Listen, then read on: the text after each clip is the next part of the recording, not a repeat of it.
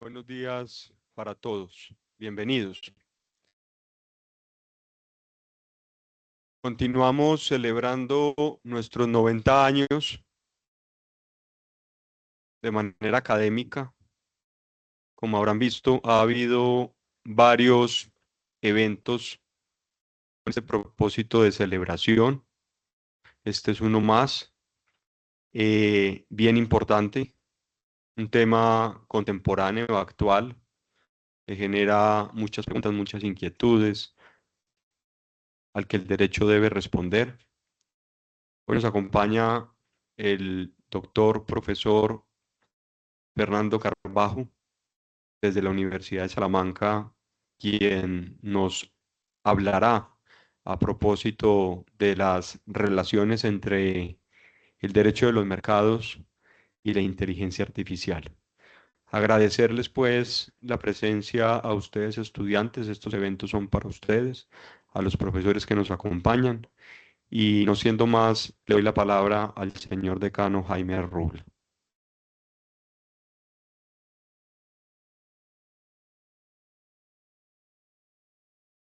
Muy buenos días a todos. Para nosotros, tener la visita del profesor Fernando Carbajo de la Universidad de Salamanca es un verdadero honor. Profesor Carbajo es doctor de la Universidad de Salamanca, presidente de la Comisión de Propiedad Intelectual en España.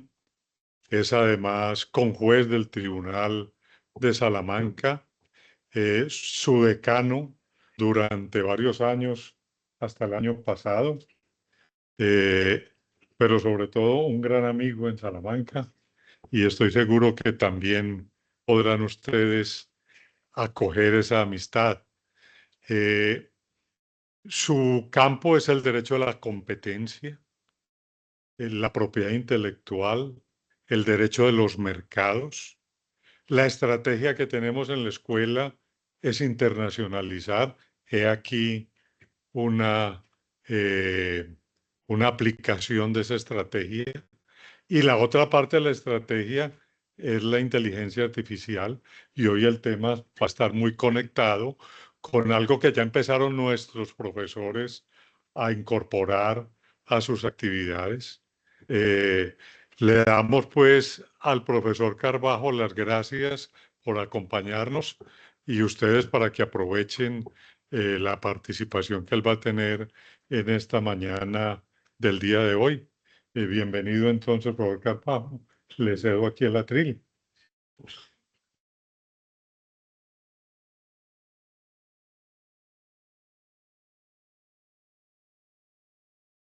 Muy buenos días a todos, señor decano, querido Jaime, querido profesor Arrula, querido Hernán, profesor, director de programa. Un saludo a los colegas, profesores, profesoras de la Pontificia Bolivariana de Medellín. Un honor estar aquí por primera vez con buenos amigos, como decía, y con los compañeros y con todos los estudiantes. Agradezco ya de antemano la atención y el interés. Vamos a hablar de un tema de nuestro tiempo, un tema yo creo que interesa a todos. Lo vemos desde la disciplina del derecho privado, aunque hablaremos también un poquito de derecho público, pero creo que es un tema que a todos nos involucra y todos tenemos que estar informados. Un derecho en construcción, un derecho que evoluciona constantemente. Hablamos de inteligencia artificial generativa, pero también de plataformas digitales. Estamos en la sociedad de la información, la sociedad del conocimiento, la sociedad digital. En una economía digital protagonizada por plataformas digitales y ahora por la inteligencia artificial generativa, que realmente se combinan. Las plataformas digitales combinan el manejo masivo de datos, el big data o macrodatos, con algoritmos. Y eso nos lleva a la inteligencia artificial generativa que nos ofrecen, sobre todo, motores de búsqueda como Google con Gemini, o Microsoft con Copilot, ha aparecido OpenAI con ChatGPT y otras muchas, ¿no? Se combinan el uso de la inteligencia artificial con el manejo masivo de datos para llevarnos a todos, como corderitos casi, a grandes plataformas digitales que actúan como guardianes de acceso a los mercados digitales, digamos gatekeepers. Plataformas de comercio electrónico como Amazon, como eBay, plataformas de reservas hoteleras como Booking o de alojamientos en general, como Airbnb, sitios donde se permite compartir contenidos de todo tipo como YouTube, etcétera, etcétera. En ese entorno nos movemos. Pero hablamos del derecho de los mercados. El derecho a los mercados es un conjunto de disciplinas que se ocupan de regular desde el punto de vista del derecho público y del derecho privado. Hablamos de un derecho híbrido, mixto. Tiene más contenido de derecho privado, pero aparece el derecho público administrativo, el derecho administrativo económico como soporte también. Hablamos del derecho a la competencia en sus dos disciplinas, el derecho antitrust, antimonopolio, y el derecho de competencia desleal. Todos los derechos de propiedad intelectual, patentes que protegen invenciones, marcas que protegen signos distintivos, diseños industriales, sean dibujos o modelos, derechos de autor, los derechos conexos, que son los de los artistas y los de los productores musicales, audiovisuales, radio, televisión, bases de datos. Aparece también las variedades vegetales, un mercado creciente, muy relevante, el secreto empresarial o secreto industrial, el know-how, bueno, y otras disciplinas. Todo ese universo, llamamos propiedad intelectual en sentido amplio, aunque siempre se distingue entre propiedad intelectual en sentido estricto, derechos de autor y los derechos afines, y la propiedad industrial, que son las ramas de las patentes, las marcas, los diseños, las variedades vegetales. Aparece el derecho a la publicidad también. Vamos a ver que en los mercados digitales la publicidad tiene un papel esencial y a veces ni sabemos que estamos recibiendo mensajes publicitarios. La publicidad que puede tener una dimensión propia, pero está muy vinculada también con la competencia desleal. Aparece, asimismo, lo que hoy llamamos el derecho de las plataformas digitales, donde hay un poco de competencia, un poco de responsabilidad civil, un poco de propiedad intelectual y un poco de consumo. El derecho al consumo es un derecho que también disciplina los mercados y de una manera muy importante. Bueno, luego siempre hay otras disciplinas que están ahí, pero estas son las básicas. Bien, ahora la inteligencia artificial toca todo esto, toca todo. Cuando hablamos de inteligencia artificial, tenemos que distinguir entre el machine learning y el deep learning, que nos lleva a la inteligencia artificial generativa. El machine learning era el modelo que existía hasta 2021, que era un modelo de predicciones. Aquí ya se sabe casi todo. Va a llover a las 13:43 y llueve a las 13:43. Se va a colapsar el tráfico aéreo por lo que sea. Son todo predicciones que hacen las máquinas a base de computación de datos. Pero a partir de 2022 apareció la inteligencia artificial generativa como un modelo que permite generar contenidos de manera más o menos autónoma. Es decir, los algoritmos que procesan datos de forma masiva y a toda velocidad generan contenidos de todo tipo.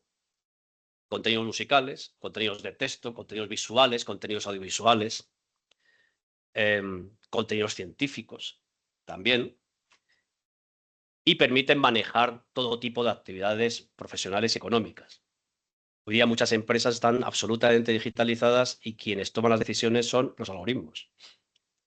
Los algoritmos dicen qué materia prima hay que comprar, qué cantidad, pueden fijar los precios, entre ellos pueden determinar los precios, el precio de venta, si vendemos más en una ciudad que en otra, en un mercado que en otro, todo de manera más o menos automatizada. Digo que la inteligencia artificial generativa actúa de manera más o menos autónoma porque hay modelos que funcionan a través de instrucciones, lo que llamamos prompts, instrucciones. Y entonces ahí la inteligencia artificial tiene un uso más instrumental. Necesito que me hagas esta predicción, necesito esta imagen, necesito un informe jurídico o económico, pero siguiendo unas instrucciones. Ahora bien, hay modelos de inteligencia artificial generativa que actúan de manera absolutamente autónoma.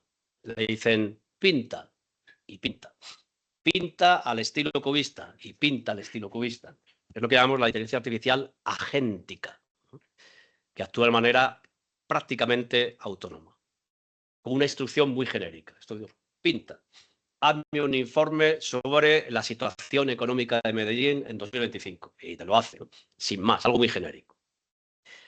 En este entorno tecnológico de la IAG distinguimos entre modelos de propósito general o modelos fundacionales, que son modelos de lenguaje, y sistemas, modelos de inteligencia artificial y sistemas de inteligencia artificial. Un modelo se hace a partir de un procesamiento brutal de datos, miles de millones, miles de trillones de datos personales y datos no personales, datos empresariales, datos profesionales, datos de todo tipo de contenido científico, cultural, de investigación, técnico, todo mezclado, convertido en tokens, la tokenización de la información que se suma, se junta en una gigantesca base de datos que llamamos dataset training, que es una base de datos de entrenamiento, y ahí entran los algoritmos, que son fórmulas matemáticas. Y esos algoritmos procesan los datos y empiezan a dar respuestas, empiezan a generar contenidos. Bien, eso es un modelo. Por ejemplo, GPT-4 es el modelo de lenguaje de un sistema de inteligencia artificial que llamamos ChatGPT. Los chatbots como ChatGPT o Copilot o Gemini o Perplexity, que son los más conocidos ahora, son sistemas que tienen su propio lenguaje, su propio modelo. Un modelo, un sistema. Y el modelo se va enriqueciendo con lo que llamamos el fine tuning, ajuste fino. Es decir, un modelo general que tiene datos de todo, pero lo vamos reforzando, por ejemplo, con contenido jurídico. Metemos datos de leyes, de jurisprudencia, de doctrina científica, jurídica, y ese modelo se va ajustando para ese mundo. Puede ser el mundo sanitario, el mundo jurídico, y los sistemas van respondiendo a esto, ¿no? Los sistemas van ajustándose al refuerzo de esos modelos. Nosotros, como usuarios, interactuamos con los sistemas. Le preguntamos al chatbot, ¿no? A Copilot nos va ayudando, ¿no? Ahora Google, si se fijan, Google, el motor de búsqueda, Google Search, ha evolucionado su modelo. Entras y le preguntas y antes te daba, bueno, te sigue dando un directorio de links, de enlaces, pero te dice modo IA. Le preguntas a la inteligencia artificial y vas interactuando. Cuanto más información tenga, más precisa es la inteligencia artificial. Todavía tiene muchos errores, pero la verdad es que facilita mucho el trabajo, pero hay que saber, si te fías solo de lo que te da, puedes cometer errores, ¿no? Porque a veces da datos erróneos. Bueno, pues eso es lo que tenemos, una inteligencia artificial a veces de uso industrial y a veces de uso general. Nosotros como usuarios tenemos un uso general, pero pues un despacho de abogados, una oficina de abogados puede contratar un modelo, un sistema de inteligencia artificial solo para la actividad jurídica. Entonces, es un uso más profesional e industrial. Cuando hablamos ya de problemas jurídicos en relación con la inteligencia artificial, distinguimos entre el input o entrada y el output o salida, es decir, retorno o generación de resultados. Entrada, resultado.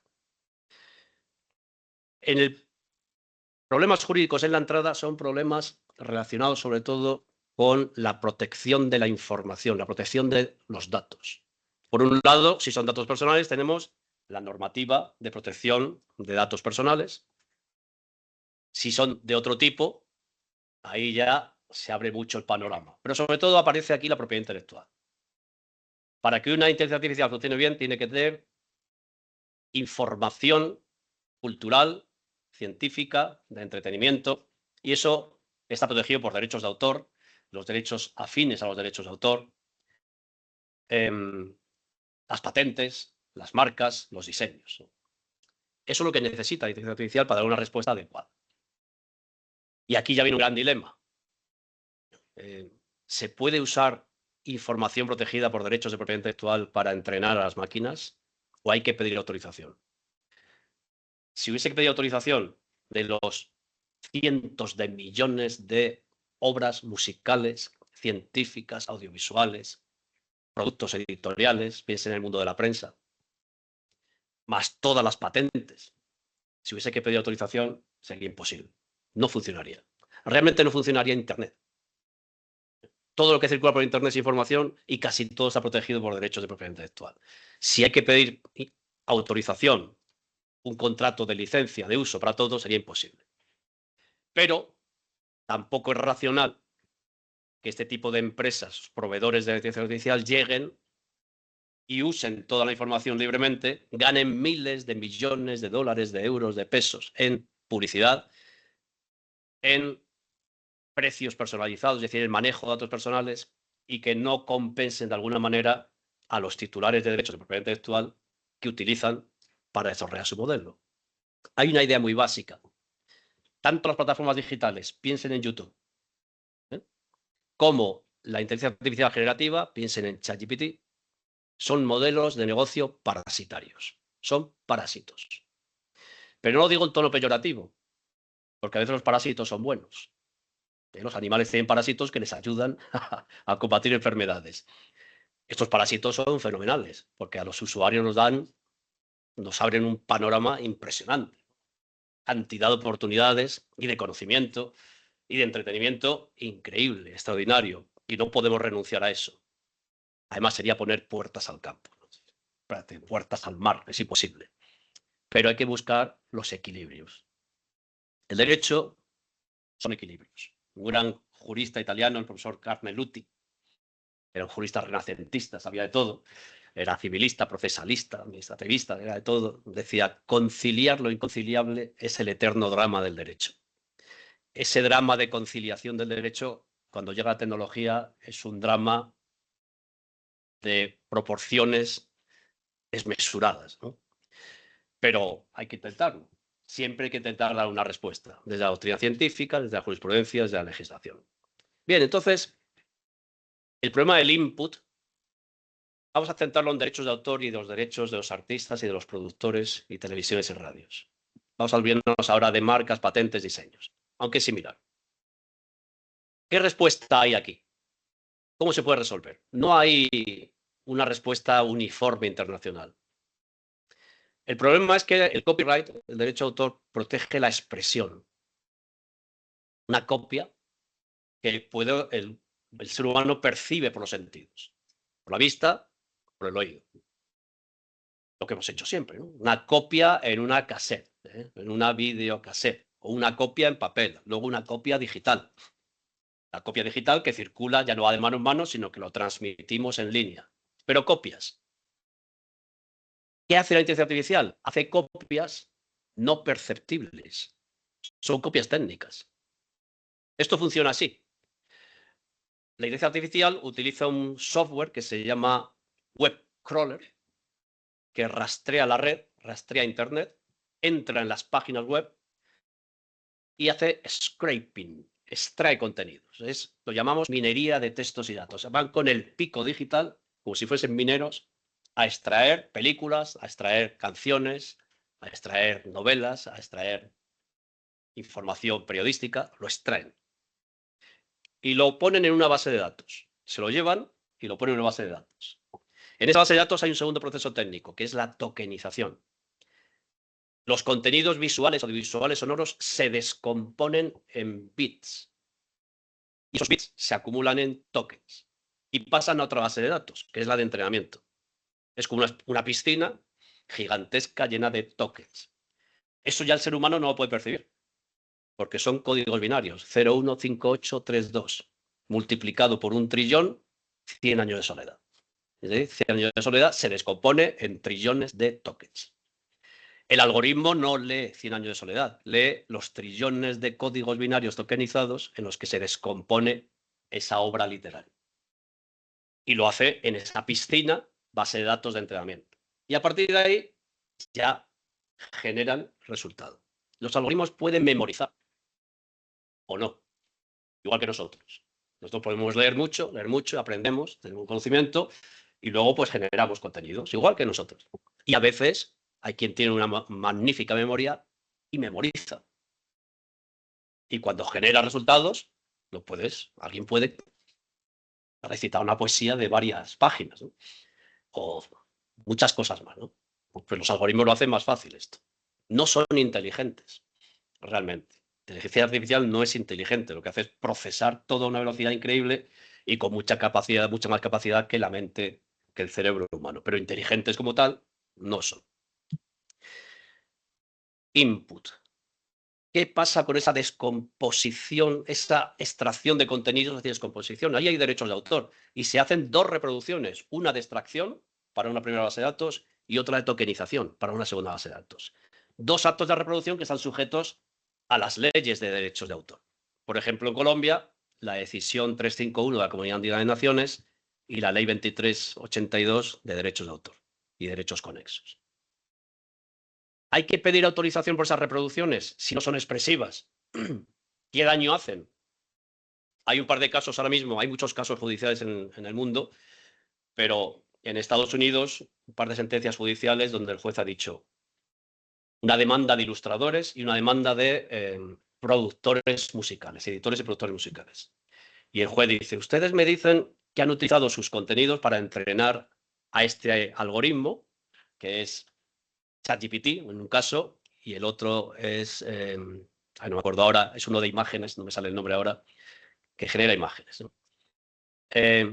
Midjourney. Dice que ha utilizado sus contenidos para entrenar.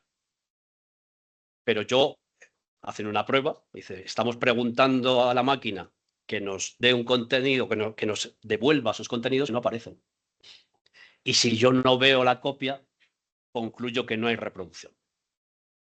La clave está en no hay reproducción expresiva, pero sí hay reproducción técnica.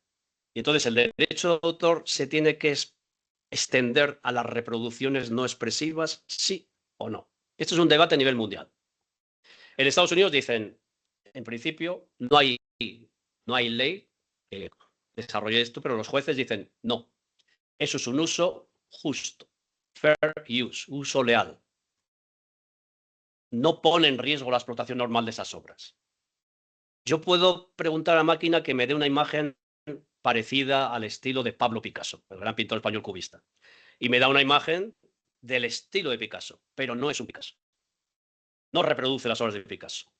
Importante, los derechos de autor no protegen las ideas, ni los estilos, protegen la expresión concreta. Un conjunto ordenado de ideas que llamamos obras, una expresión. Entonces, en Estados Unidos dicen, si el acceso a los datos es legítimo, es decir, puede haber un acceso a sitios piratas donde hay copias pirateadas. Si eso se da, todo el proceso es ilegítimo. Es una infracción de derechos de autor, copyright. Pero si el acceso es a un sitio donde hay datos legítimos, todo el proceso sería lícito. En Japón modificaron la ley en 2019 para decir que el proceso de descomposición de contenidos en datos para una computación masiva es perfectamente legítimo. Es decir, en Japón es el paraíso de la inteligencia artificial. Está permitido por ley. ¿Por qué? Porque apuesta por el desarrollo tecnológico. En China, a los chinos les da todo igual, ¿no? Pues están allí en su mundo, ellos copian lo de los demás y lo suyo, y dicen, venid aquí a litigar, que a nosotros nos da absolutamente igual. Y luego llega Europa. En Europa siempre se buscan los equilibrios. El interés privado, pero el interés público. Un balance de intereses. Y en Europa se ha arbitrado una solución que llamamos excepción de minería de textos y datos. Es una norma, una directiva de derechos de autor del año 2019 y el reglamento de inteligencia artificial de 13 de junio de 2024. Es la única norma del mundo donde se disciplina la inteligencia artificial. Y a medias, ¿no? No es una norma que no es completa. ¿Y qué dice? ¿En qué consiste? La ley europea dice, el proceso de extracción de contenidos con fines de computación para generar contenidos de todo tipo, información de todo tipo, es legítimo. Es un acto permitido por la ley, que llamamos un límite al derecho de autor, una licencia legal, salvo que los titulares de derechos se opongan expresamente a ese tipo de acto, a esa minería, que hagan opt-out, reserva o exclusión. No quiero que se usen mis contenidos para alimentar la inteligencia artificial. En ese caso, no hay límite y se necesita pedir permiso. ¿Cómo se hace el opt-out? Dicen sentencias europeas que tiene que hacerse de forma automática, técnica, con medidas tecnológicas. Es decir, cuando los rastreadores informáticos entran, esos programas de ordenador entran en una web, esa web puede tener una barrera técnica. Esa barrera técnica impide enlazar, impide el linking e impide extraer, impide el scraping. Si eso se produce y se rompe esa barrera, se puede romper, hay una infracción de la propiedad intelectual que tiene respuesta civil y penal. Puede ser un delito contra la propiedad intelectual. ¿Bien? En España hasta 6 años de prisión, más multas, etcétera, etcétera. Por tanto, es una pseudo excepción, un pseudo límite. Hay límites a lo que haya oposición. ¿Ese es el régimen que tenemos en Europa? ¿Funciona? No funciona. Queda muy bonito, ¿no? Sí, es un equilibrio, sí, pero no funciona. ¿Por qué no funciona? Porque aplicar esto a miles de millones de operaciones diarias, porque esos rastreadores lo que hacen es extraer miles de millones de contenidos diariamente. Es inviable. Aparte que es muy difícil de probar. No es que a mí me han extraído mis contenidos de mi página web vulnerando la protección para generar otros resultados. Pruébalo. No pueden probar. Vamos, que yo pregunto a la máquina, pregunto a ChatGPT y da un contenido que se parece a mí. Se parece a la música de los Beatles. Si yo soy el productor de los Beatles, y dice, sí, se parece. ¿Pero es la música de los Beatles? No. Esto suena a Bad Bunny, ¿pero es Bad Bunny? No. ¿Eh? Y entonces, en Europa dijeron, bueno, vamos a incluir en el copyright las reproducciones técnicas. Pero de esta manera, una excepción, salvo que haya oposición. Si alguien se opone, porque claro, la inteligencia artificial necesita contenidos potentes. ¿Con quién negocian? Con Sony Music, con Universal, con el Grupo Pisa, el Grupo Planeta, grandes grupos mediáticos. Contratos absolutamente confidenciales. Yo lo he intentado varias veces y no consigo que me den un contrato. Con pagos, hacen compensaciones. Microsoft, Google le dan una cantidad, será una cantidad anual, serán varios millones de dólares o cientos de millones de dólares, pero ¿llega un solo peso a los autores, a los artistas? No. Se rompe la cadena de valor. He dicho que son negocios parasitarios. Si no fuera por los autores, por los artistas, por los productores y radios y televisiones, no existiría ni las plataformas digitales ni la inteligencia artificial. Pero lógico es que haya una cadena de valor, no que haya una brecha. Si los proveedores de IA pagan a los productores musicales, audiovisuales, etcétera, estos deberían también remunerar a autores e intérpretes. Y esto no se produce. Este es el fallo del modelo europeo. Y en este modelo europeo se está mirando, en este espejo se miran algunos países latinoamericanos. Yo sé que Colombia está pensando esto. Brasil tiene un proyecto de ley en el Congreso que copia prácticamente la normativa europea. Es un error. Porque es una normativa ineficiente. No da respuesta. ¿Cuál sería el modelo a nivel mundial? Un modelo de compensación. Igual que las plataformas. YouTube es un barco pirata. ¿Quiénes son los piratas? Nosotros. Hoy día todos somos, dijo Kennedy en 1961, todos somos consumidores. Pues hoy todos somos piratas, aunque sean potencia. Y aunque sea sin saberlo. De manera inocente intercambiamos contenidos que alguien nos ha proporcionado y que son contenidos que han sido extraídos sin autorización o han sido copiados y compartidos sin autorización. Potencialmente todos somos piratas. E insisto, lo somos de facto muchas veces sin saberlo. ¿Hay que prohibir las plataformas digitales? ¿Hay que prohibir YouTube, etcétera? Sería un error. Lo mismo pasa con la inteligencia artificial. ¿Hay que prohibirla? No podemos prohibirla. De hecho, el desarrollo tecnológico está en juego. Estados Unidos y China tienen una carrera brutal por no perder copa. Y Europa se ha quedado atrás. Muy atrás. ¿No? Y Latinoamérica también. Muy atrás. Entonces dependemos. Dependemos de los Estados Unidos o de los chinos o de los japoneses. No hay que prohibir, hay que compensar. La fórmula sería, se pueden usar libremente los contenidos protegidos por derechos de autor, libremente, pero a cambio que haya una compensación para todos los eslabones de la cadena. Autores, intérpretes, productores, radios, televisiones, fabricantes de bases de datos y en el mundo de las patentes, los inventores, las empresas que explotan, etcétera, etcétera, etcétera. ¿Pero cómo se gestiona esto? o una gestión colectiva. No se puede gestionar individualmente. Es imposible. Es lo que llamamos un fallo de mercado en derecho de la competencia. No se puede. De igual que un autor no puede ir a todos los bares de Colombia a decir, ¿usted pone mi música? Sí, pues págueme. No. Tiene que ir la sociedad de autores a cobrar unas tarifas que luego reparte siguiendo una serie de criterios. De esa manera, con la gestión colectiva, las tarifas que resulten o que fije, en su caso, el Estado, se reparten de una manera más o menos equitativa. Es la única forma, y en esto está trabajando la Unión Europea. Luego están los problemas del output, la salida, los resultados. Y aquí hay varios problemas. ¿Qué pasa en una máquina? Yo le pregunto, dame la letra de Yesterday, de los Beatles, y me da la letra. Eso es una infracción, porque es una reproducción. Pero no suelen hacer esto. Los algoritmos están entrenados para que esto no pase. Lo que pasa es que los usuarios podemos engañar a los algoritmos. Podemos engañar.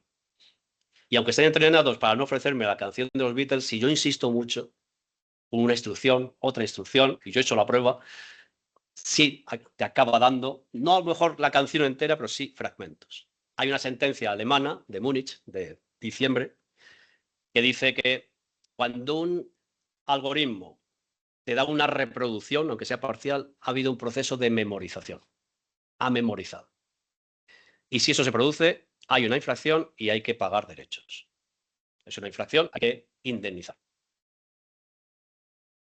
No todos lo hacen, pero cada vez podemos encontrarlo en muchas ocasiones. De manera que eso, ¿cómo se soluciona? Como he dicho antes, una licencia gestionada por las sociedades de gestión colectiva que dé garantías, que dé tranquilidad a los proveedores de la inteligencia artificial, pero también que haya un retorno económico justo para los autores, los intérpretes, los productores, etc.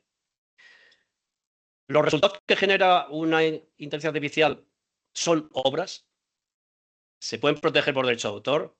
La respuesta es no. Y hace maravillas. Maravillas. Sobre todo en las imágenes y en la música.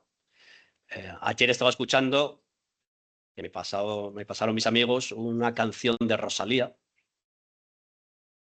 Decía, nueva canción de Rosalía. Todo, qué bonita. Salía Rosalía cantando. Ni era Rosalía, ni era una canción de Rosalía. Era la inteligencia artificial con la voz de Rosalía. ¿Se puede proteger esa obra musical por derecho de autor? No. Solo puede ser autor el ser humano. Y esto ya hay resoluciones de todas las oficinas de propiedad intelectual de muchos países del mundo. Pero los resultados de la inteligencia artificial tienen valor de mercado. Habría que buscar una protección, porque hay que invertir en inteligencia artificial y lo que produce la IA tiene un valor de mercado. No se debería copiar libremente.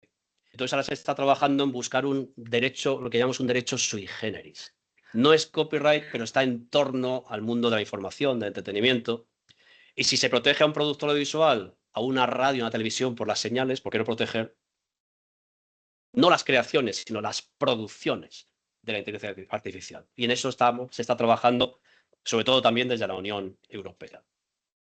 ¿Y los derechos de imagen?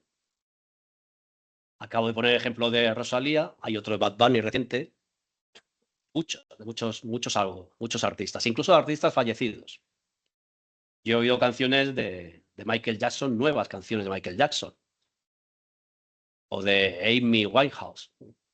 Es su voz, y las canciones las ha hecho la inteligencia artificial utilizando su voz. ¿Hay vulneración de derechos de propiedad intelectual ahí? No. Para vulnerar derechos de propiedad intelectual hay que utilizar la canción, la expresión artística y la obra.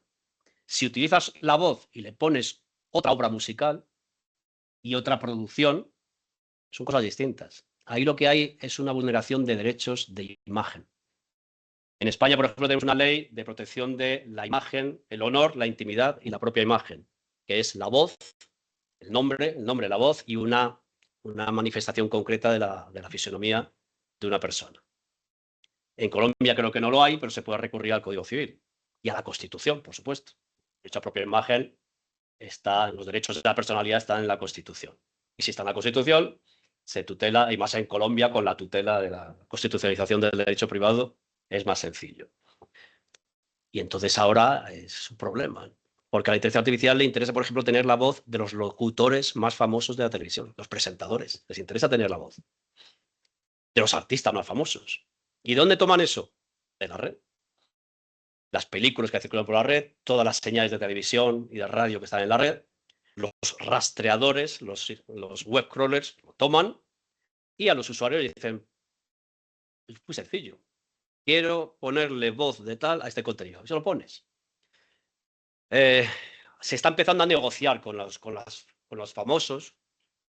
Pensemos, cualquier locutor de televisión colombiana y les pagan por usar su voz, para tener más seguridad.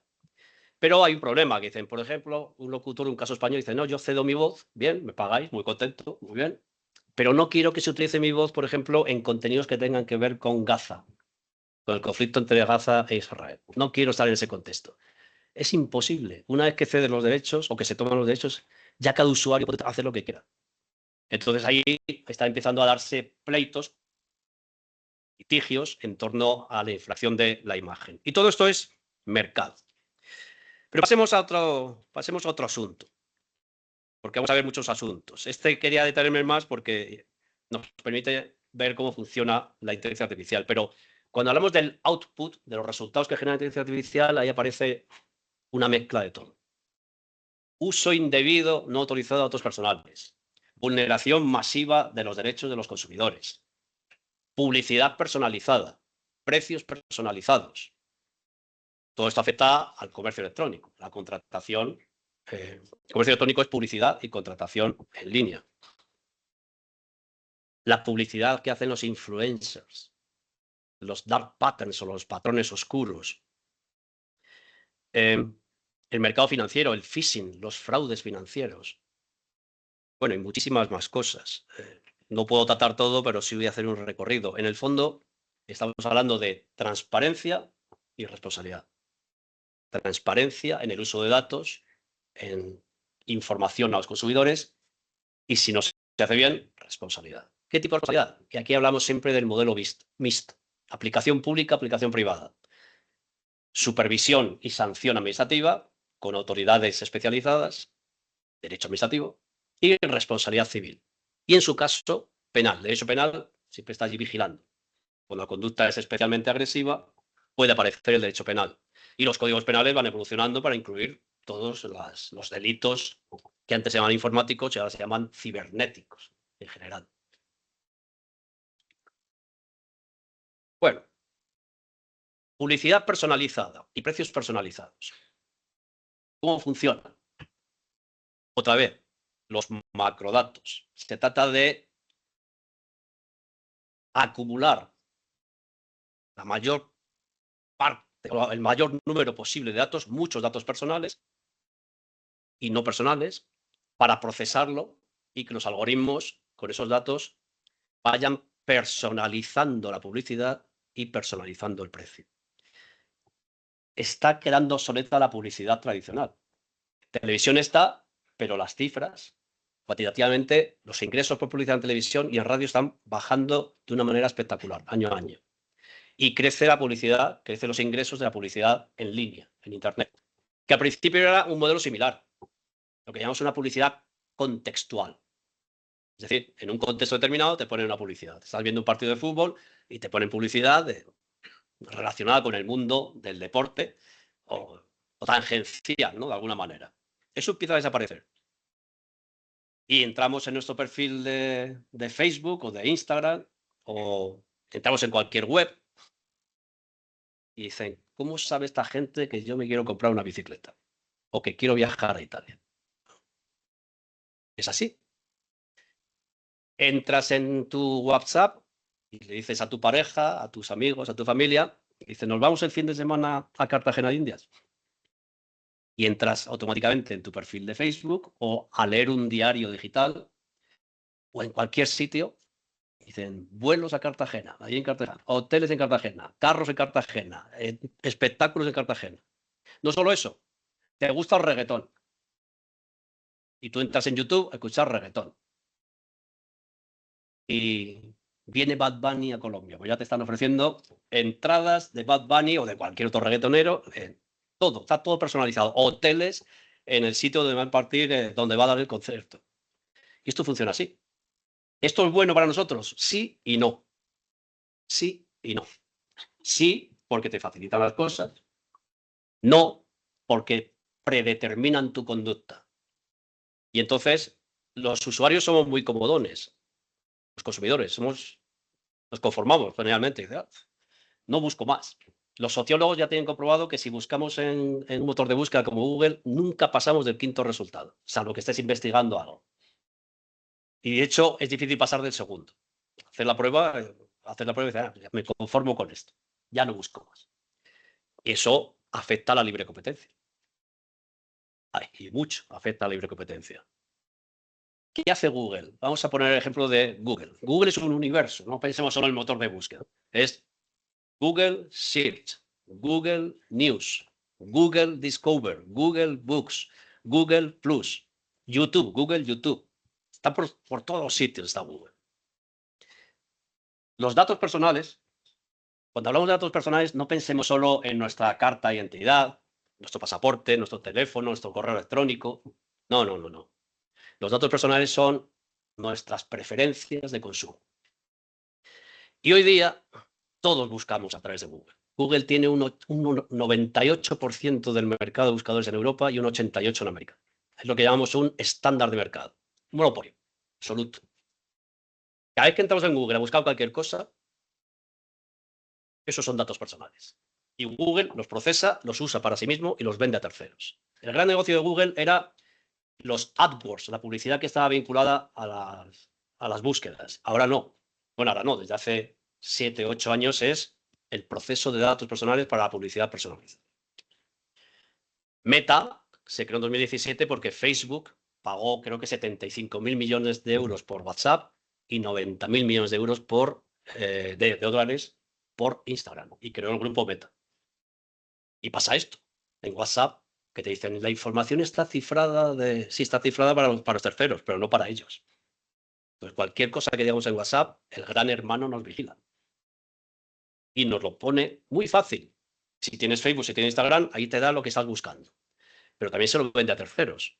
Entonces vas a cualquier otro sitio y también lo que estés buscando te lo dan. Es lo que llamamos la publicidad comportamental. Y la publicidad comportamental se hace a base de datos personales, creando perfiles. ¿Cómo se hace?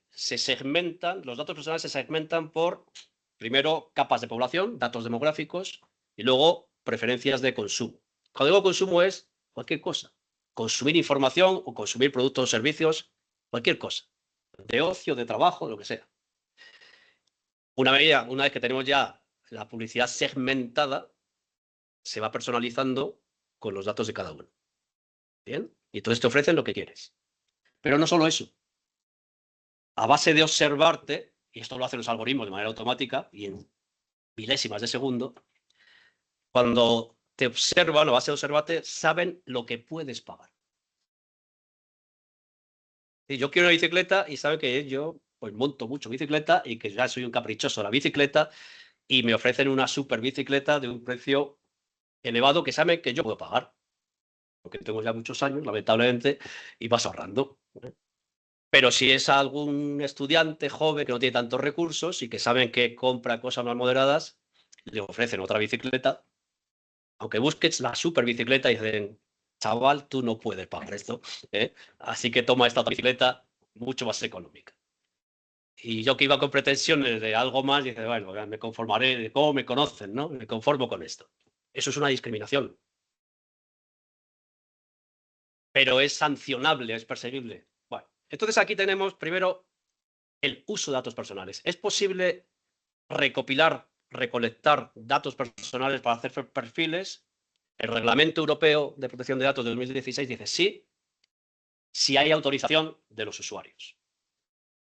La ley colombiana, creo que es de 2011-2012, de derechos de datos personales, no lo dice tan explícitamente, pero también habla de que es necesaria la cesión de datos, la autorización de datos personales. Si no hay esa autorización, se va a producir una sanción administrativa.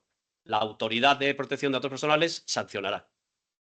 Pero ¿cómo se consiguen hoy los datos personales? Muy fácil. Las famosas cookies. Entras en cualquier web y ya están las pesadas de las cookies diciendo que des tu autorización para el manejo de datos, procesamiento, que eso será muy bueno para ti, porque bla, bla, bla, bla, bla. Si dices que no, esa web no funciona. O no funciona igual. Cuando te mueves por la web, dicen, no, se ralentiza o no te deja acceder. Al final decimos todos que sí. ¿Quién se lee? Dice, aquí tiene usted las condiciones generales. ¿Quién se lee las condiciones generales? Algún tonto como yo, cuando está investigando. Y a ver cómo funciona esto, pero luego no. Una vez que lo ves, dices, ya digo a todo que sí, me da lo mismo. Entonces es muy fácil recabar los datos personales. Luego vienen las normas de protección de consumidores. En Europa hay un auténtico delirio, y digo delirio, a mí me gusta hablar de la ultraprotección de los consumidores. Siempre se dice el consumidor medio, que es el consumidor razonablemente informado. Yo siempre digo que es el consumidor medio tonto, ¿eh? Porque te tratan como un estúpido. Lees las leyes y dices, no podemos ser tan tontos, ¿no? Pues es decir, ya es una excesiva tutela. Pero esa tutela del consumidor, digo que Europa es un ejemplo, hay no sé cuántas normas hay de tutela de consumidores y ahora, en todo esto digital, muchísimo más, es muchas veces derecho simbólico. Información precontractual, información contractual, información postcontractual. Y si falla esto, sanciones administrativas y el consumidor puede pedir la nulidad del contrato y responsabilidad civil. Claro, tiene que demostrar que si no ha recibido esa información, que ha dado lugar a un daño. ¿Hay algún consumidor que reclame porque no se le ha dado información? Ninguno. Por la simetría. ¿Quién va a pelear con Google, con Meta, con Amazon? Nadie. Pero ni con una web de la tienda de al lado, no. Porque ¿cuánto voy a conseguir? Me cuesta mucho más el abogado que lo que puedo ganar. Las autoridades de control de aquí el Estatuto del Consumidor, las autoridades públicas que controlan que haya transparencia en el comercio electrónico, que haya transparencia en la formación de precios, ¿tienen capacidad para perseguir los millones de infracciones? No tienen capacidad. Ni los alemanes tienen capacidad, ¿no? Que son los más capaces en estos temas. No. Derecho simbólico o derecho programático. Vamos a programar una tutela, una transparencia. Sí, muy bien, pero ¿funciona? No. Es derecho ineficiente. Pero aparece aquí el derecho de la competencia. A solucionar el problema, o a solucionar en parte. Hay una sentencia del Tribunal de Justicia. El Tribunal de Justicia Europeo es el gran tribunal, es de Luxemburgo, de los 27 Estados miembros de la Unión Europea. Este Tribunal Europeo, una sentencia del 4 de julio de 2023, declaró que Meta, al acumular todos los datos de WhatsApp e Instagram sin pedir permiso a los usuarios, porque lo hizo sin pedir permiso, luego cambió la política a partir de 2023 de esta sentencia, al acumular todos esos datos de los usuarios, había llevado a cabo un abuso de posición de dominio en el mercado. Tiene dominio en el mercado de redes sociales. Y al acumular tantos datos, lo que hace es, además de vulnerar la política de protección de datos, la normativa, es ganar todavía más ventaja que la que tenía sobre sus competidores. Entonces, la red social Meta nos personaliza la publicidad, mientras que, por ejemplo, los editores de prensa, esto lo hacen con mucho más cuidado y no llegan, no son tan precisos como lo hace la red social. Y sanciona abuso de posición de dominio en el mercado. En otra sentencia del año siguiente, de 4 de octubre de 2024, en un caso que se llama Linden Apotheke, es un caso alemán, el tribunal dice: la vulneración de datos personales por parte de una plataforma digital, además de las sanciones administrativas oportunas, puede dar lugar a una demanda por competencia desleal de aquellos competidores que sí han respetado los datos personales. Es la ley 295-96 del año 96 colombiana de competencia desleal, el artículo 18, la infracción de normas que aporten ventajas significativas en el mercado. Es decir, yo respeto las normas. La protección de datos, el consumo, son normas de mercado. Yo las respeto. Tú no las respetas. El competidor demanda al otro competidor e indirectamente protege a los consumidores.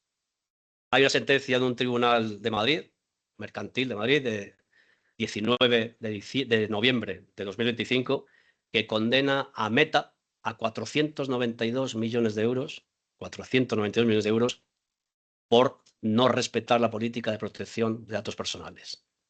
¿Quién ha puesto esa demanda? Es una demanda por competencia desleal, por infracción de normas. Los editores de prensa españoles.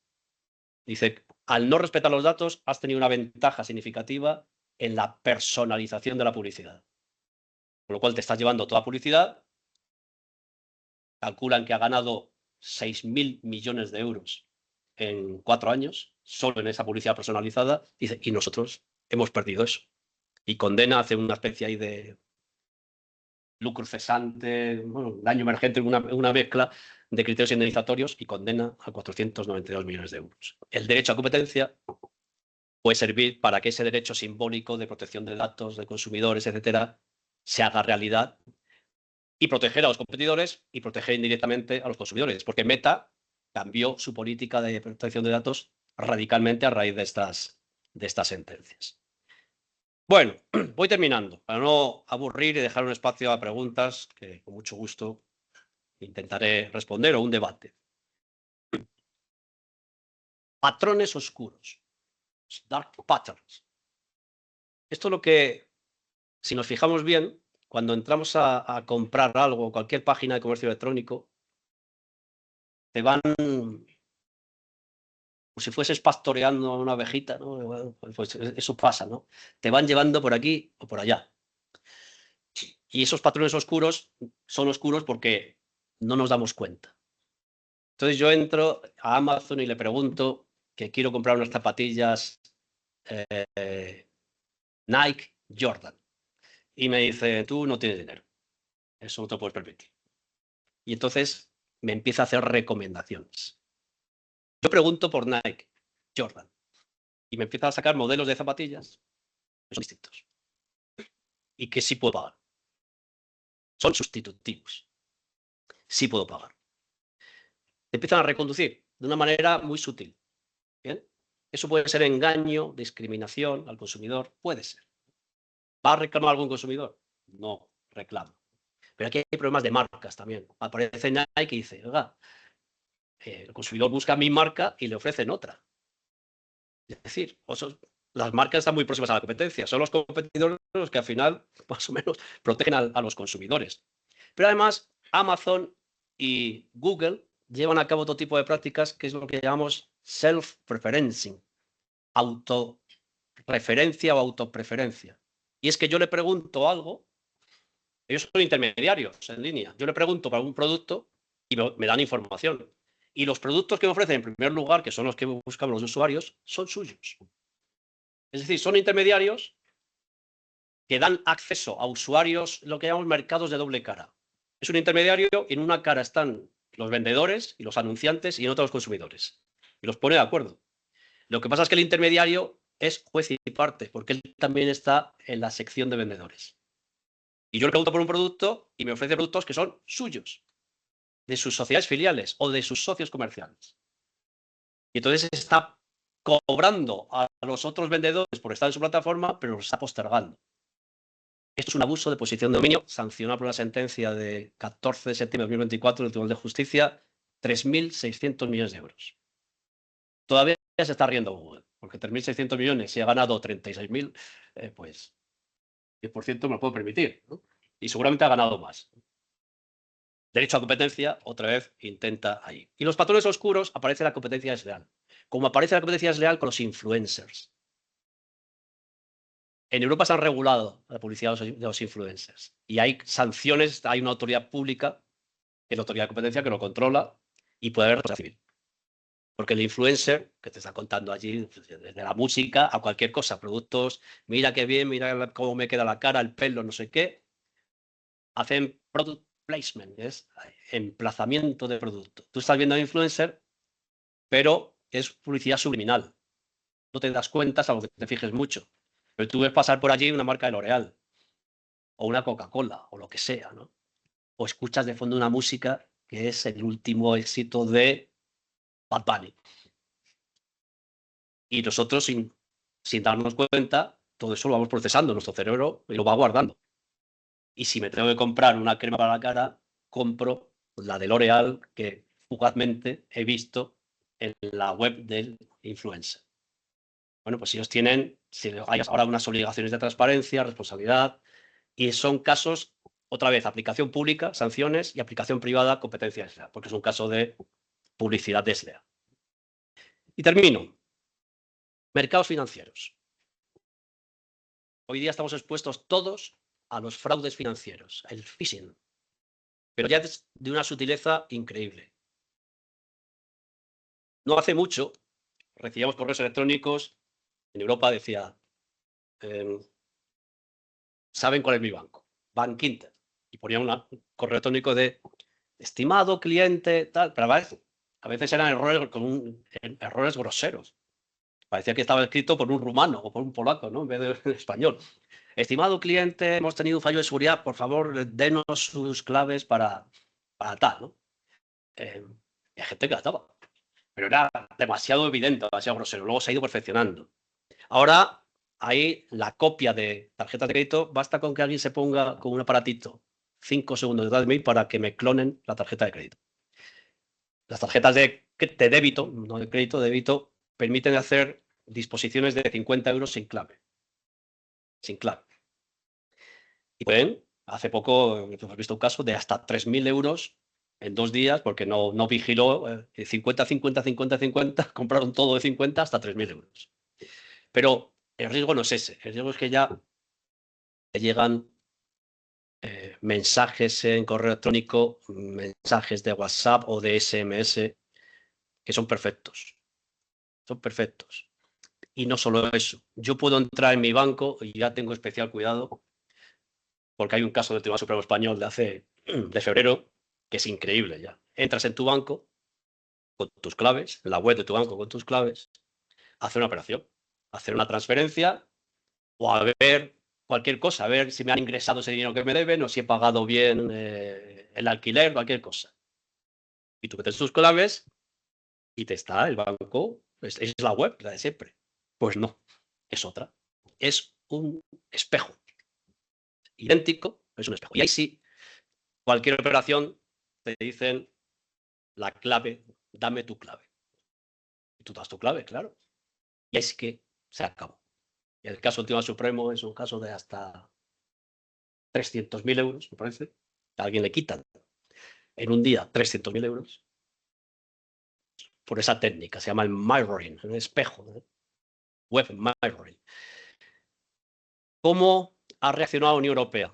Hay una norma europea para prevenir el fraude informático de, creo que es octubre de 2025, que dice que los bancos tienen que prestar especial cuidado, tienen una especial responsabilidad para evitar fraudes informáticos. Entonces te tienen que preguntar varias veces. Varias veces. Yo todavía he hecho la prueba y ya lo implementaron en enero para hacer la transferencia. Tu clave, te envían otra clave al teléfono, tienes que ingresar la segunda clave, es la doble clave, si no, no funciona, pero no solo eso. Cuando ya está hecha la operación te tienen que preguntar hasta otras 2 veces que compruebes el IBAN, el IBAN es la clave, o sea, el código de la cuenta bancaria, ese es el europeo, y el nombre del destinatario de la transferencia, lo que quieres hacer. Hasta 2 veces. Por si acaso. Yo me he equivocado el otro día al poner la cuenta y me han dicho, no se corresponde, revíselo. Y he mirado y digo, es verdad. Porque eran muy parecidos. Y si no, le hago la transferencia a otro. Y si le hago la transferencia a otro, ¿responde el banco? Pues responderé yo. Bueno, pues en este caso, ese usuario es tan perfecta la web, la imitación que él hace de inteligencia artificial, y la hace así, ¿no? Es tan perfecta que le han enviado la clave al teléfono. Pero es que habían capturado el teléfono. Y pones la clave que te envían, la envían ellos, la pones ahí, la capturan ellos. No es tu banco, son otros. Y entonces ya les das todos los datos. Y a partir de ahí lo mueven todo. Y el banco, entonces el cliente, 300.000 euros, dice, ¿estos quiénes son? Claro, es imposible localizarlos. Imposible. Además, aunque los puedas localizar, seguramente estarán en las Islas Bahamas, en cualquier paraíso fiscal que ahora son informáticos, digitales. Vete a litigar allí, que es imposible. O sea, primero, el anonimato de la red. Segundo, los problemas del derecho internacional privado, muy complicado. Entonces, ¿a quién me dirijo? Al banco. Igual antes decía, YouTube es un barco pirata, los piratas somos nosotros. ¿Los titulares de derechos de autor van a poner miles de demandas a los que suben contenidos a YouTube? No, demandan a YouTube, porque contribuye a la infracción. Entonces, van al banco. Y el banco dice, pero si yo he cumplido lo que me dice la norma, si yo siempre aviso, tal, dice, sí, pero tú tienes una especial responsabilidad, tienes que intentar por todos los medios que no clonen la web. Esto no pasa al banco. Y esto genera muchas dudas. Y esto nos lleva, por último, ya a la responsabilidad civil en sentido muy amplio. Solo estoy hablando por sectores, pero la inteligencia artificial puede afectar a todo. A todo. Hay en Europa una propuesta de norma sobre responsabilidad civil de la inteligencia artificial. Y el debate es el siguiente. ¿Quién usa la inteligencia artificial? Nosotros. A nivel industrial, profesional o personal. Y puedes generar daños a terceros, de todo tipo. Puede ser mercado financiero, puede ser propiedad intelectual, puede ser comercio electrónico, de muchas cosas. ¿Quién responde? ¿El usuario que se ayuda de la inteligencia artificial y daña a un tercero?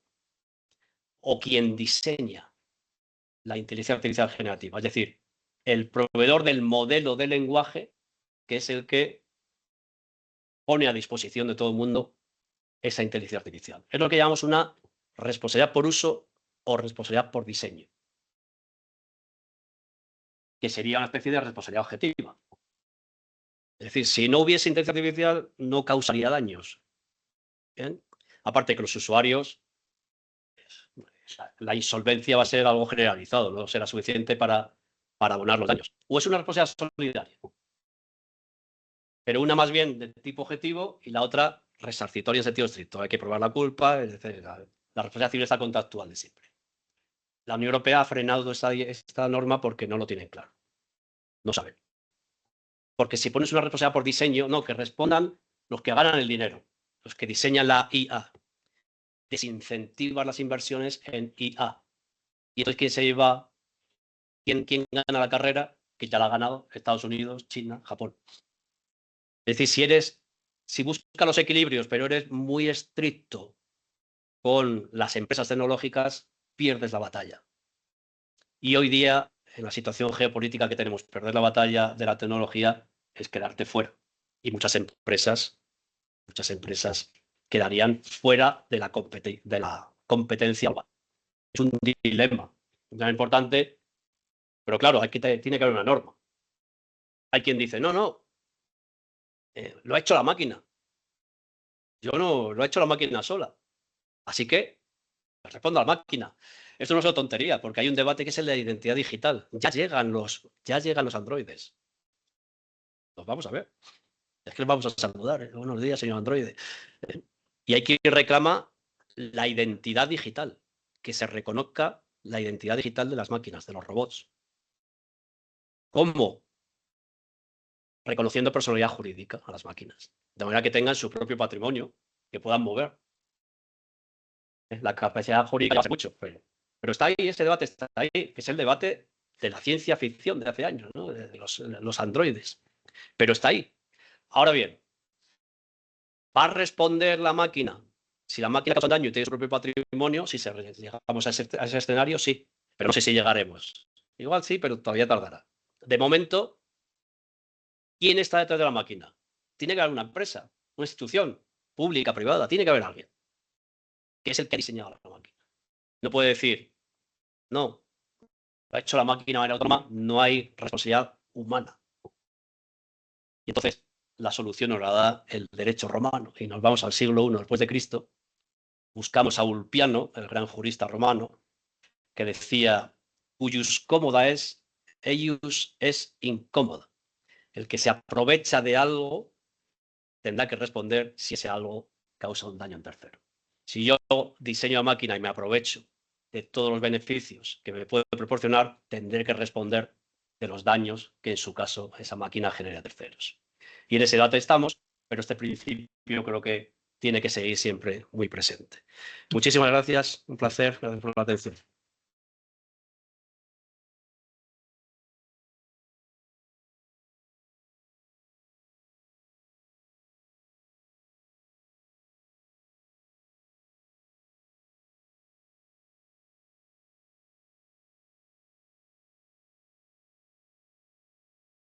Muchas gracias, profesor. Abrimos el debate, preguntas, comentarios, inquietudes. Profesora María Alejandra, adelante.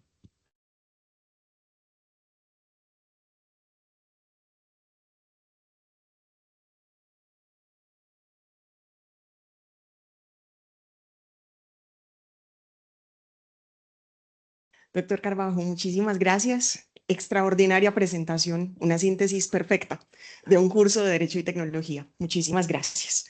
Mi nombre es María Alejandra Chavarría, yo soy docente de la facultad y preguntas muchas, pero por cuestiones de tiempo tengo que elegir, así que me permitiré con la venia del señor decano y el señor director formularle dos preguntas sobre uno de los aspectos que usted trató, que tiene que ver precisamente con la compensación en materia de los usos en el marco del sistema de propiedad intelectual.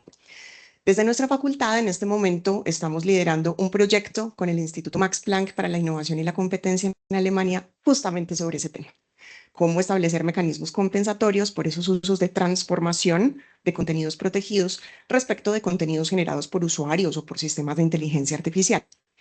Pero siempre hemos tenido una inquietud que usted mencionaba ahorita y es donde está un poquito el escollo, porque digamos que en la primera parte es bastante claro que por costos transaccionales, por la posibilidad fáctica de hacer el control y sobre todo de llevar a cabo la autorización en sentido tradicional, se plantean mecanismos como statutory permissions, licencias legales, inclusive el régimen de limitaciones y excepciones, pero después de que ya se logra ese uso permitido, es que viene la dificultad. Y usted lo decía, necesitamos gestión colectiva, pero después, ¿qué? ¿Cómo hacemos para que llegue efectivamente al titular de esa creación intelectual protegida que fue utilizada, no necesariamente reproducida, pero al menos sí transformada por parte de estos sistemas? ¿Por qué motivo? Porque como tenemos muy bien ese problema probatorio que usted mencionaba, ¿cómo podemos entonces determinar qué se usó y cuánto se usó para efectos no solo de recolección, sino sobre todo de distribución? Entiendo que ese es un debate abierto y qué rico, doctora Rula, doctor Vélez, que podamos seguir trabajando también con Salamanca en estos temas, pero esa sería la primera inquietud en términos de distribución y de repartición, inclusive de recolección por parte de las sociedades de gestión colectiva. ¿Cómo podríamos entonces manejar en la práctica e implementar ese mecanismo compensatorio? Y si me permite, qué pena con ustedes, una segunda inquietud, muchas gracias, tiene que ver precisamente con un asunto conexo, porque las soluciones que tenemos ahora, pues son ineficientes, son imprácticas, sobre todo el opt-out en el que se tenía teóricamente tantas ilusiones, pues también genera altísimos costos de transacción que hacen inviable en la práctica. Y por eso se ha empezado a recurrir a otros esquemas de solución que han empezado a generar inquietudes y la segunda pregunta va en relación con el concepto que usted tiene al respecto. Y hablo de un proyecto de ley que en este momento está circulando, el proyecto de ley danesa, en el que se establecen esos nuevos derechos para los intérpretes o ejecutantes, pero que también se está hablando de ese derecho sui generis extraño en que estamos haciendo esa mezcla que usted hablaba en derecho de los mercados de distintas disciplinas jurídicas, en que estamos aparentemente tratando la imagen de una persona, los datos personales, como si fueran un activo de derecho de autor, que en principio genera como unas disquisiciones porque en principio son bienes jurídicos diferentes, pero tal vez ante la ineficiencia e insuficiencia de los mecanismos existentes empiezan a contemplar esas otras alternativas y hablando pues de un régimen de propiedad especial, qué mejor que un derecho de dominio para hacerlo. Entonces esta segunda pregunta apunta a eso. ¿Cuál es su concepto cuando hacemos esa mezcla inherente al mercado, pero tan compleja jurídicamente, y empezamos a hablar de otro tipo de derechos que empiezan a entremezclar la imagen con activos como obras o prestaciones en el caso del derecho de autor o la propiedad intelectual propiamente dicha? Gracias. Muchísimas gracias, muy interesante. Perfectamente toda la problemática. La primera cuestión, la solución que se propone, que me dice que están trabajando y me alegro que vaya por esa vía, es una herencia del derecho de las plataformas. En Europa se dijo, las plataformas cometen lo que he dicho antes, la imagen del pirata y el barco pirata. Tan pirata es el naviero como el pirata dentro del barco, ¿no? Porque contribuyen, sin el barco no habría piratería, así de sencillo. De manera que si hay infracción de derechos de autor o otros derechos en plataformas, tendrá que responder, sobre todo en derecho de autor, tendrá que responder el que pone los medios para facilitar esas infracciones. Pero claro, esa es una solución inteligente porque es un blanqueamiento de la piratería. No se trata de que haya miles de demandas, porque no se puede procesar. Veamos un problema de economía procesal, sino de compensación. Es un blanqueamiento. Es una solución paraguas. Que pague, si paga YouTube, todos los usuarios de YouTube pueden compartir contenidos libremente. Ya está, ¿no? Luego viene, según muy bien, la segunda parte. ¿Y cuánto tiene que pagar? Bueno, pues ahí viene la negociación, pero lo más racional para que llegue a todos sería una gestión colectiva obligatoria. Es decir, que no haya una negociación de Sony Music o de la Metro Goldwyn Mayer con YouTube, sino que negocien sociedades de gestión de autores, de intérpretes y de productores, con unas tarifas que fijan ellos, y si hay desacuerdo en las tarifas, aparece el derecho a competencia. Una sociedad de gestión tiene posición de dominio en el mercado, porque son submercados. Entonces, si hay precios excesivos, pues puede ser un abuso de posición de dominio por precios abusivos, precios excesivos, etcétera, ¿no? La solución puede venir por ahí, y si no, la regulación. Se regulan las tarifas por parte del Estado y ya está, aunque esto es menos eficiente. Pero luego ya, ¿y cómo reparte la entidad de gestión? ¿A quién? Bueno, las fórmulas de reparto tradicionales de las entidades de gestión son fórmulas imperfectas, son fórmulas matemáticas imperfectas. Simplificando mucho, es el que más vende, hoy día el que más se escucha o el que más se ve, se supone que es el más copiado, el más usado. Entonces, yo soy autor de obra científica. ¿A mí quién me copia? 2. Y muchas gracias. Alejandro Sanz, ¿cuántos le copian? Miles, ¿no? Pues obviamente tendrá que cobrar más. Bueno, Alejandro Sanz, un autor literario. ¿Cuánto se sigue copiando en García Márquez? Se sigue copiando mucho. Por los herederos de García Márquez tendrán que cobrar más que yo. Y luego se establecen fórmulas compensatorias para que los que...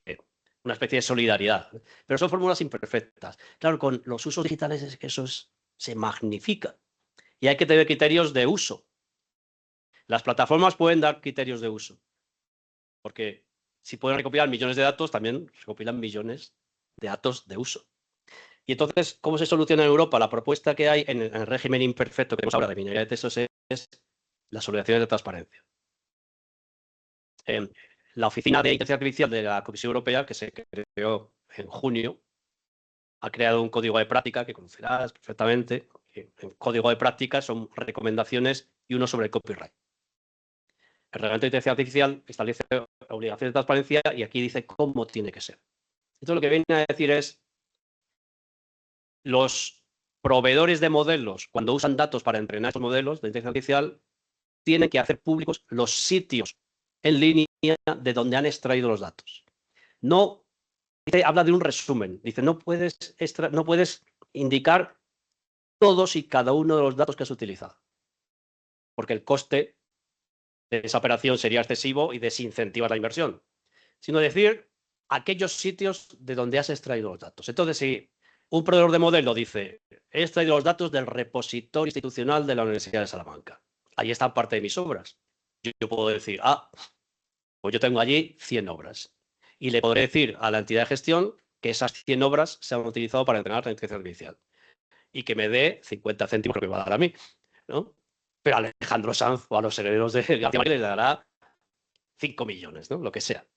Bueno, de momento, esas obligaciones de transparencia contribuirían a esto, de momento, pero siempre de forma imperfecta.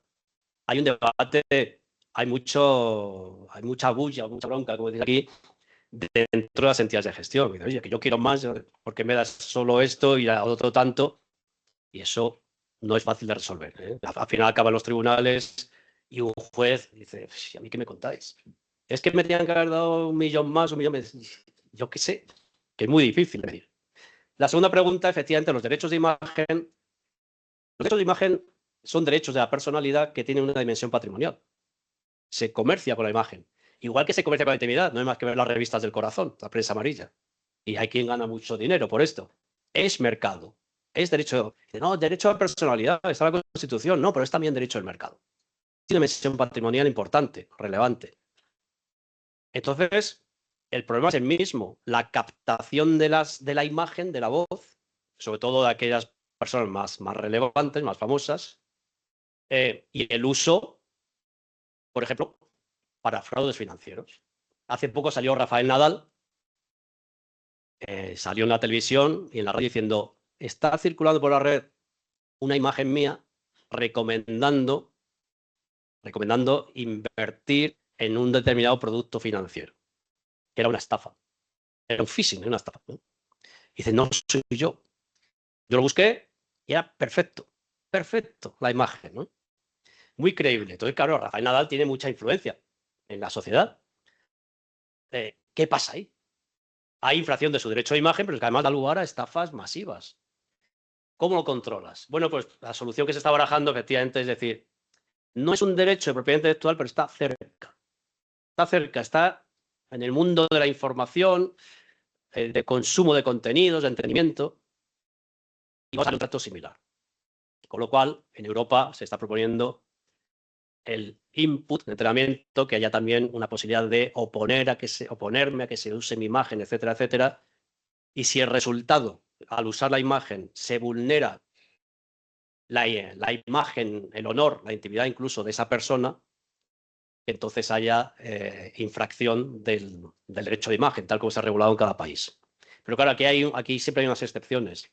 Si es una persona pública y su imagen se capta en un sitio público, se puede usar libremente siempre y cuando no suponga una intromisión clara en la intimidad, en el honor o un uso no autorizado de la imagen. Hoy día, ¿qué es tomar la imagen de un sitio público?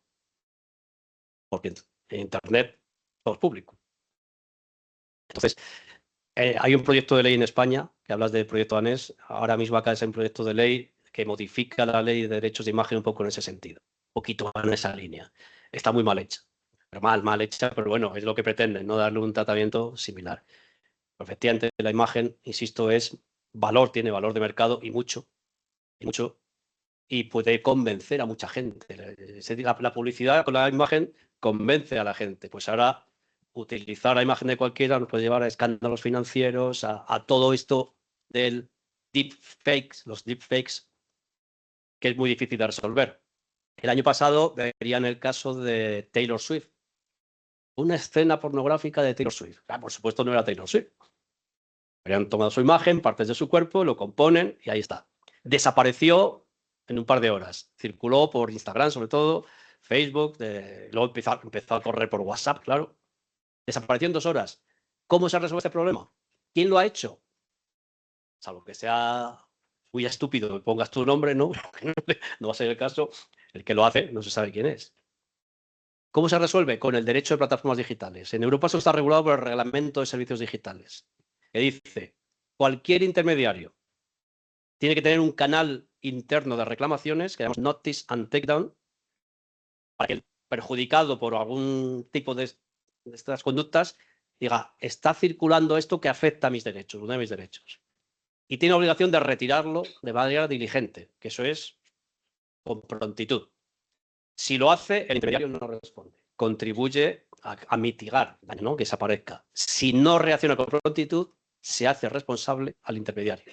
Hay un caso del Tribunal Constitucional Español, muy curioso, lo pongo de ejemplo porque es divertido además. Un político del sur de España, sale una noticia en un periódico y dice, ha gastado 300.000 euros en teléfono, en llamadas telefónicas en los últimos 3 años. Y automáticamente esa noticia la suben a una red social y todo el mundo empieza a llamarle ladrón, empieza a insultarle. No voy a transcribir los insultos, pero... Y entonces él le dice a la red social, dice, oiga, retiren esto que está dañando a mi honor. Y además, esto está sub judice, no hay una sentencia que lo diga. Y la red social dice, no, esto es libertad de expresión. Usted es un político y tiene que aguantar. Y es verdad, en el debate entre el derecho al honor y la imagen y la libertad de expresión, todos los tribunales constitucionales hacen el test de proporcionalidad. Dice, si es una persona pública, tiene que aguantar más que una persona no pública.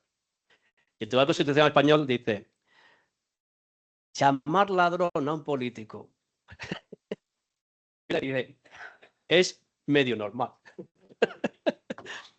Y el político tiene que aceptarlo, luego ya que pelee en los tribunales, que para eso es político. Dice, pero ya llamarle, meterse con su madre, etcétera, etcétera, etcétera, es ir más allá, ¿no?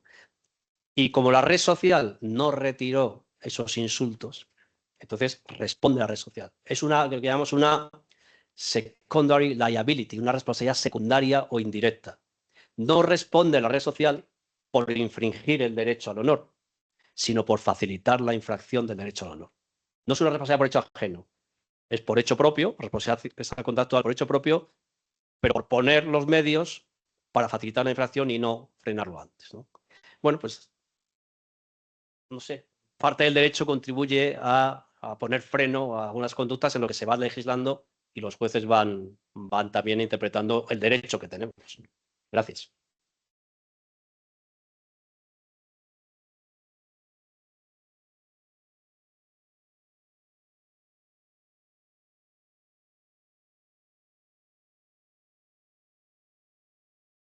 Bueno, buenos días.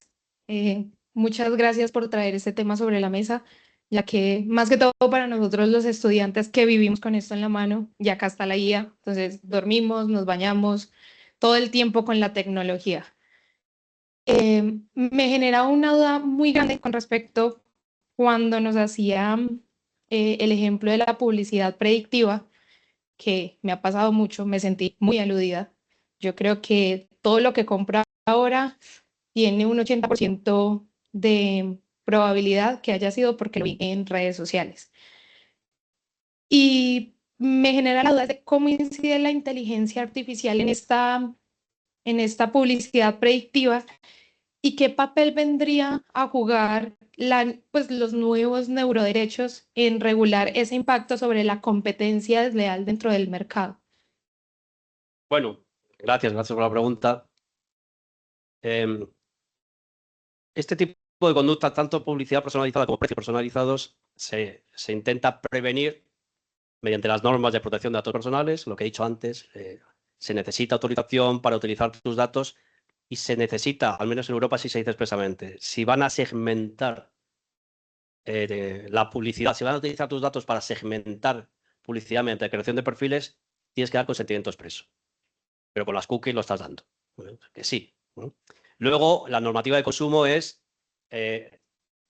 información precontractual. Sus datos se están utilizando para personalizar la publicidad y personalizar el precio. Y te lo dicen. ¿Pero cómo te lo dicen?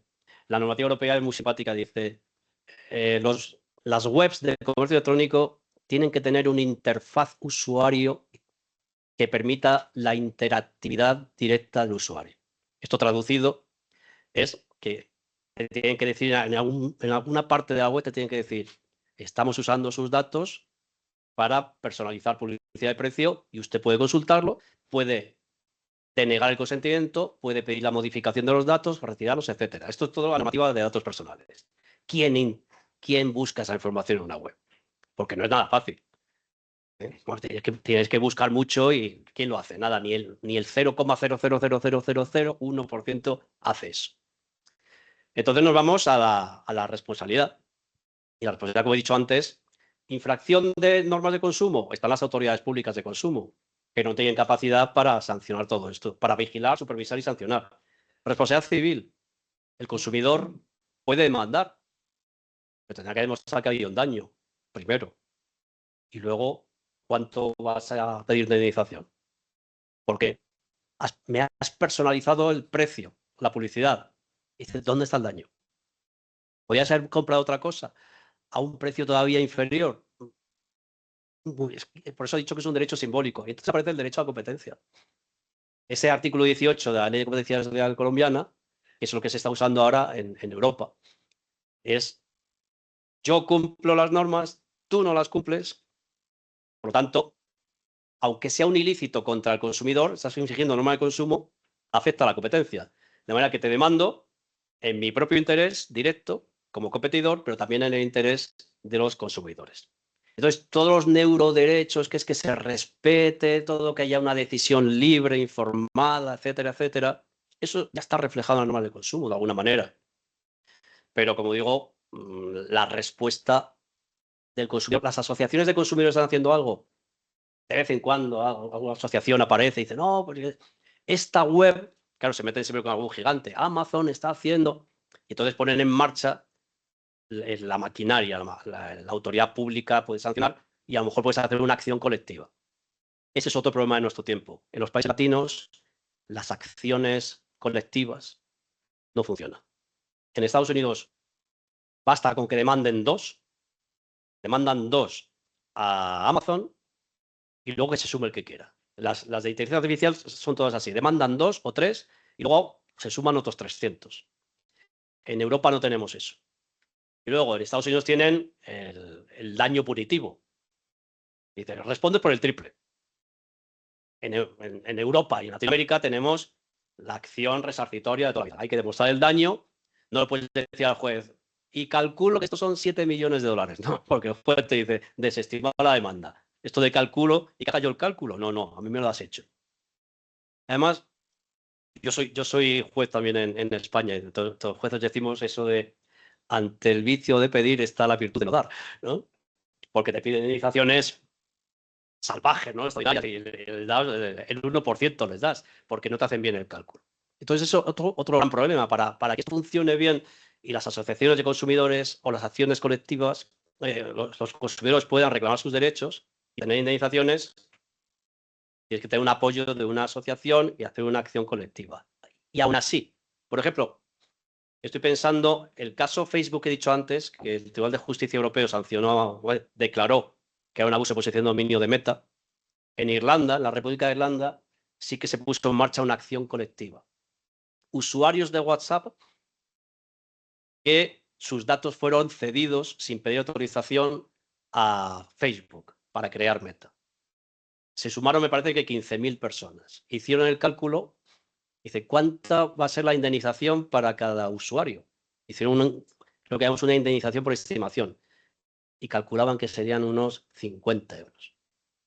Yo por 50 euros ni me acerco a ver al abogado. Al final se convierte en un negocio de abogados. Esas acciones de grupo, colectivas, pasa mucho con los vuelos, los retrasos en los vuelos. ¿No? En Estados Unidos funciona de otra manera. El que lo haga mal, meten una indemnización casi objetivista, no es una responsabilidad objetiva, pero prácticamente va a ser resultado y eso sí que es ejemplarizante. Pero a nosotros falta eso. Y no hay una gran resistencia, y yo creo que es una resistencia doctrinal, tanto de la academia como de la jurisprudencia. No, nuestro esquema es el de siempre, pero es que la realidad tecnológica supera el derecho tradicional y hay que repensar los conceptos y los sistemas e ir a un derecho más eficiente. Gracias. Muchas gracias. Para cerrar el evento, le doy la palabra al señor decano. Lo primero, agradecer al doctor Fernando Carbajo su disposición a pasar el Atlántico para venir a conversar con nosotros sobre estos problemas que son tan actuales. Pero como ya vino, no lo vamos, no a dejar ir, sino a desamarrar.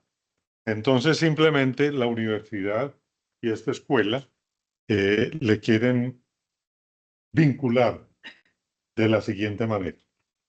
La Universidad Pontificia Bolivariana, la Escuela de Derecho y Ciencias Políticas hacen constar que Fernando Carbajo Cascón es miembro de su claustro de profesores ilustres. O sea que aquí lo dejamos amarrado.